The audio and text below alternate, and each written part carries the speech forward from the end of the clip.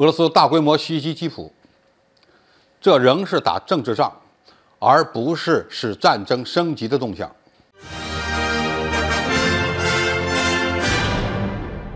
观众朋友，大家好，我是付先少。俄罗斯使用空基、海基和陆基巡航导弹、弹道导弹，以及用防空导弹改成的对地导弹，还有从伊朗引进的沙希德136型自杀式无人机，对乌克兰的军事目标、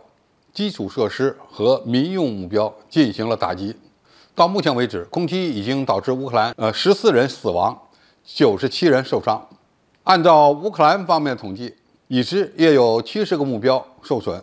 其中包括29个关键性的基础设施、4栋多层楼房和36栋私人住宅，还有学校等等。乌克兰武装部队总司令扎卢日此前声称，俄军向乌克兰发射了75枚导弹，其中41枚被拦截摧毁。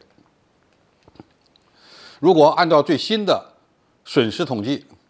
俄罗斯发射的导弹可能超过190枚，其中大约30枚左右的导弹命中了有效目标。除了被拦截的导弹以外，还有大量导弹命中了次要目标，比如基辅弗拉基米尔大街的一座雕像被斩首，还有一些民用设施被命中，包括德国领馆的签证处、韩国三星办公大楼等等。而打击的有效目标主要包括摧毁了乌克兰的部分火力发电厂以及道路桥梁，其目的主要是在乌克兰中制造恐慌程序，并恐吓欧洲社会。据西方国家统计，俄军此次打击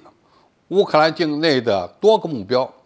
大约耗资3亿美元左右，可以说是下了血本。俄罗斯国防部发言人通报称，俄军对乌克兰的能源设施、通讯设施以及军事管理设施实施了打击，所有这些目标都被击中，任务圆满完成。那么我们如何来看待普京的这次报复行动呢？首先，俄罗斯仍然是在打一场政治仗，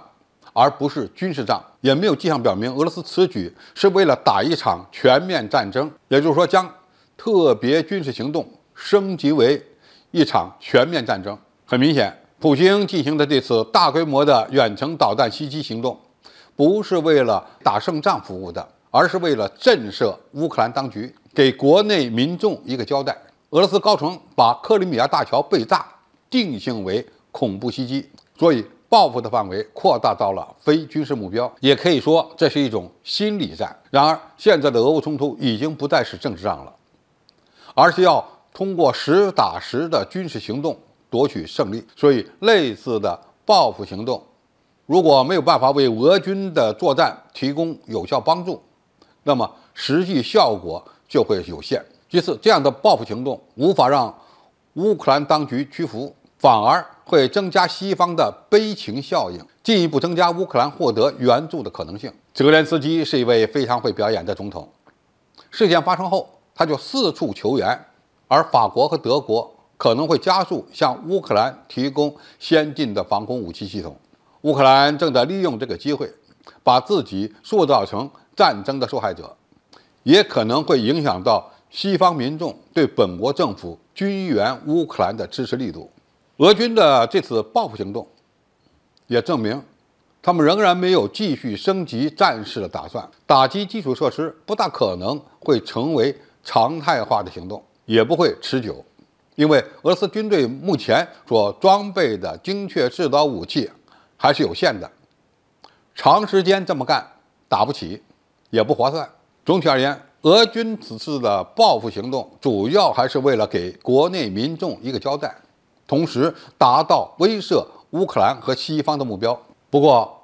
由于基辅政权目前处于战时状态，因此不大可能因此而服软。更严重的后果是，它将让地球酋长泽连斯基有了进一步向西方索要援助的理由。这对于通过军事手段解决俄乌冲突而言是非常不利的。俄罗斯正确的选择应该是利用宝贵的精确制导武器打击乌军的补给线，包括攻击第聂伯河上的多座桥梁、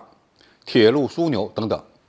也就是集中打击那些能够影响乌军作战潜力的目标，而不是只产生心理威慑效果的目标。好，今天的评述就到这里。